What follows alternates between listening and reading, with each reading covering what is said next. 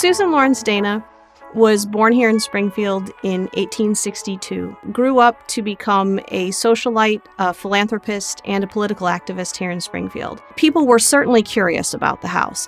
It was very different from anything else that was in Springfield at the time. Very different from things that most people had seen.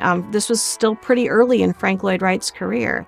We do know they marveled at the electric lighting inside the house. People talked about the beautiful golden light that you could see coming from the art glass transom panels in the evenings. That may have been intentional as well. She may have thought about the idea. What Susan wants to do is inspire people to think differently about the world around them. Think differently about women's rights. Think differently about how people in the community receive the services that they need. And she may have thought about this idea, a house that is so different. You come in and you see if we could change so much about the places we live and the way we design our homes, what other things in our society might we think about changing or doing differently in this new century? First of all, it's probably the largest collection of Wright glass in any building. Second of all, it's the most complicated designs in any building.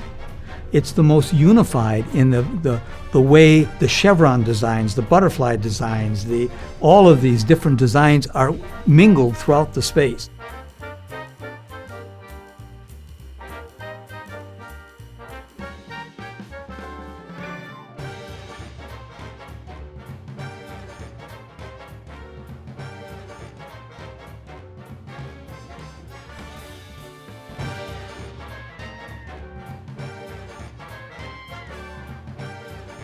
I've had people ask me, is this really stained glass? It doesn't look like stained glass like I would expect. And I say, it's definitely stained glass, although it's also called art glass. And the distinction between the two, if it's actually even real, stained glass generally refers to the sorts of windows you found in churches in the 14th, 15th century, and then were emulated through the years and very popular for quite some time. Art glass tend to be far less pictorial and more purely artistic or symbolic. They can do some of this work, but in art glass, a greater emphasis is used on basically being as creative as one can with the media of glass. Remember, Frank Lloyd Wright was an architect, a line drawer, and a phenomenal artist. He really had a lot of presence of mind of how to draw lines that created the look that he was looking for. And so in these windows, 3/4 of the glass is clear glass, clear plate glass. He wanted the windows to be vision, something you can see out of.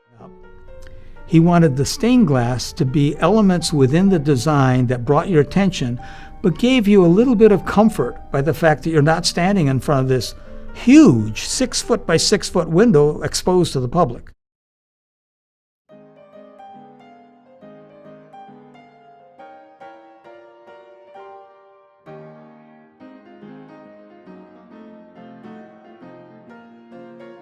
Stannous chloride was used in a fume portion and sprayed over glass as it came and rolled out on the assembly line from the kiln. This is a highly toxic material and was very dangerous to the employees that were doing it, and the respirator protection they had at the time was pretty much non-existent.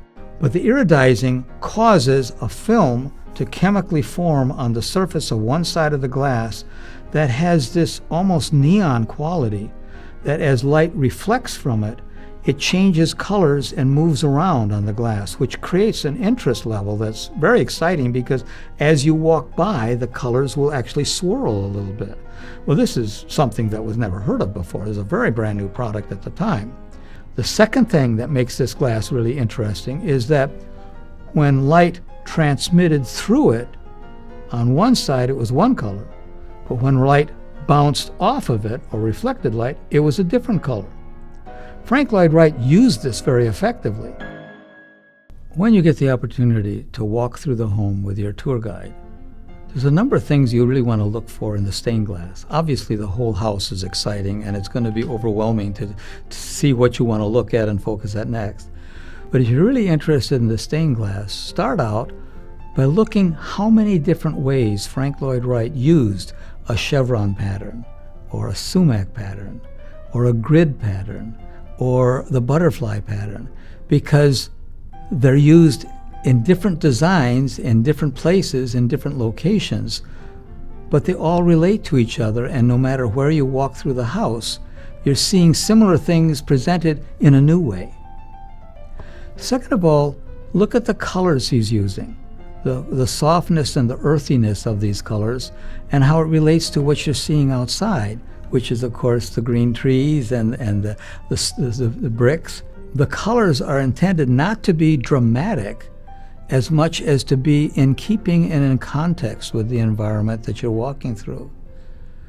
Look at the shapes on the size and the intricacy of these windows. The more important the room, the more incredibly complex the windows are. Without a doubt, Susan Dana Lawrence's master bedroom is the most intricate panels you can possibly see. Look at the grid patterns that are included. One of the hardest things to do in stained glass is to build something where everything is perfectly perpendicular to each other and rigid as though it was machine drawn. But these were all hand built. And they were hand built many times with tweezers because the fingers were too big to make it. This is something that is so desired to visit by people from all over the world. And the enthusiasm, seeing people coming in, their jaws dropping as they look at something that they've never experienced before, and being able to come through on some of these tours quietly just to kind of see how the tourists are seeing the building and reflect on how proud I was of our staff, how proud our staff was to be involved, how excited they were to tell people, I worked on the Dana Thomas windows.